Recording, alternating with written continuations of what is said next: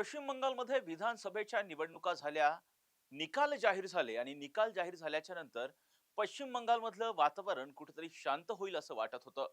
पश्चिम बंगालमधल्या निवडणुकीमध्ये जर पाहिलं तर ममता बॅनर्जी यांची 15 वर्षाची सत्ता उलथवून लावत भारतीय जनता पक्षानं स्पष्ट बहुमत मिळवलं. त्यानंतर राज्यामध्ये भारतीय जनता पक्षाचा मुख्यमंत्री होणार हे अगदी स्पष्ट होत असताना पश्चिम बंगाल पुन्हा एकदा पेटल्याचं चित्र पाहायला मिळालेलं आहे. त्याचं महत्वाचं कारण म्हणजे भारतीय जनता पक्षाच्या विजयाचे जे मुख्य शिल्पकार मानले जातात ते शुभेंदू अधिकारी यांच्या निकटवर्तीय सहकार्याची थेटपणे गोळ्या झाडून निर्घृण हत्या करण्यात आली आहे. खरं तर हे जे शुभेंदू अधिकारी आहेत त्यांचे जे खाजगी सचिव होते चंद्रनाथ रथ यांच्यावरती भर दिवसा गोळ्या झाडण्यात आलेल्या आहेत आणि या गोळीबारामध्ये शुभेंदू अधिकारी यांचे जे स्वीय सहाय्यक आहेत, पी आहेत, चंद्रनाथ रथ यांचा मृत्यू झालेला आहे. खरं ते संपूर्ण धक्कादायक प्रकरण नेमकं काय हेच आपण या व्हिडिओच्या माध्यमातून समजून घेणार आहोत. नमस्कार, मी राजरत्न जोने आणि तुम्ही पाहताय टॉप न्यूज मराठी. पश्चिम बंगालमध्ये विधानसभेच्या निवडणुका झाल्या, निकाल जाहीर झाले आणि भारतीय जनता पक्षानं स्पष्ट बहुमत मिळवत तृणमूल काँग्रेस अर्थात ममता बॅनर्जी यांची 15 वर्षाची सत्ता उलथवून लावली.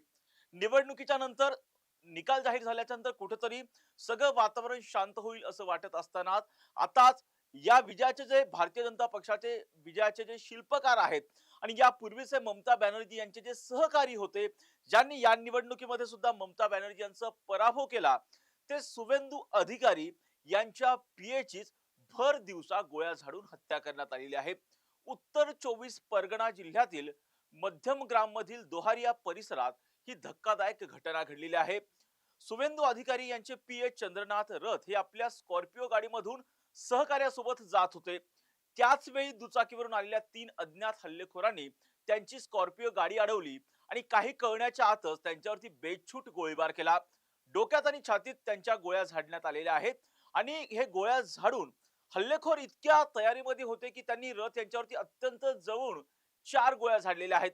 यातील एक गोळी जी आहे ते थेट हे जे शुभेंदू अधिकारी यांचे पी आहेत त्यांच्या थेटपणे एक गोळी त्यांच्या डोक्यात घुसली, तर इतर ज्या गोळ्या आहेत त्यांच्या छातीत आणि पोटात लागल्या. गोळीबार इतका भीषण होता की चंद्रनाथ रथ यांचा या गोळीबारामध्ये जागीच मृत्यू झालेला आहे. हा संपूर्ण हल्ला केल्याच्या नंतर हे जे हल्लेखोर आहे, जे की दुचाकीवरून हे 3 हल्लेखोर जे आलेले होते ते हल्ला केल्याच्या नंतर तात्काळ त्या भागामधून पसार झालेले आहेत. खरं तर आता पाहिलं तर या प्रकरणामधले पोलीस जे आहेत सध्या कसून शोध घेत आहेत. परंतु जर पाहिलं तर हे जे चंद्रनाथ रथ आहेत हे केवळ शुभेंदू अधिकारी यांचे केवळ पीएस नव्हते, तर अत्यंत अत्यंत असे विश्वासू सुद्धा समजले जात होते. कारण निवडणुकीच्या काळामध्ये शुभेंदू अधिकारी यांच्या प्रचाराची असेल किंवा नियोजनाची असेल, सगळी जबाबदारी जी आहेत ते त्यांचे चंद्रनाथ रथ नावाचे जे पीए होते ती सांभाळत होते आणि त्यामुळे हा खूप मोठा धक्का शुभेंदू अधिकारी यांना समजला जातोय.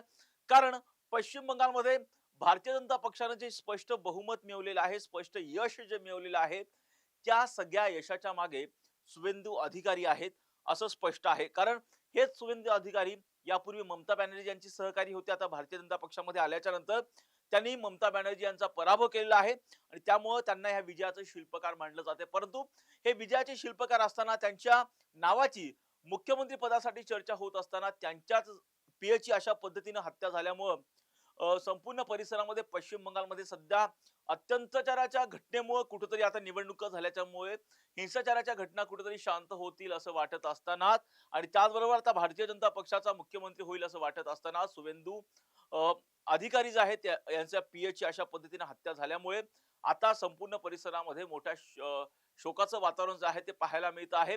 या प्रकरणामध्ये पोलीस घटनास्थळी दाखल झालेले आहेत. पोलिसांनी या संपूर्ण घटनेचा पंचनामा केलेला आहे. या प्रकरणामध्ये तातडीने आता एसआयटी सुद्धा गठीत करण्यात आली असून 3 संशयित आहेत. त्या संशयितांना पोलिसांनी ताब्यात घेतलं असून त्यांची आता कसून चौकशी जी आहे ती केली जाते. कधी या प्रकरणामध्ये आता प्रामुख्याने मुद्दे जे उपस्थित होत आहेत ते मुद्दे म्हणजे नेमकी हे जे शुभेंदू अधिकारी आहेत त्यांच्या पीएची नेमकी हत्या का करण्यात आलेली होती, काही व्यक्तिगत कारणामुळे हत्या करण्यात आली की त्यामागे कोणत्या निवडणुकीची पार्श्वभूमी आहे सगळंच पाहणं महत्त्वाचं असणार आहे. या सगळ्या धक्कादायक बाबी ज्या आहेत त्या पोलीस चौकशीमधून पुढे येणारच आहेत. या प्रत्येक घटनांचे अपडेट आम्ही टॉप न्यूज मराठीच्या माध्यमातून आपल्यापर्यंत पोहोचवणारच आहोत. यासाठी तुम्ही पाहत राहा टॉप न्यूज मराठी, आपला महाराष्ट्र आपली बातमी.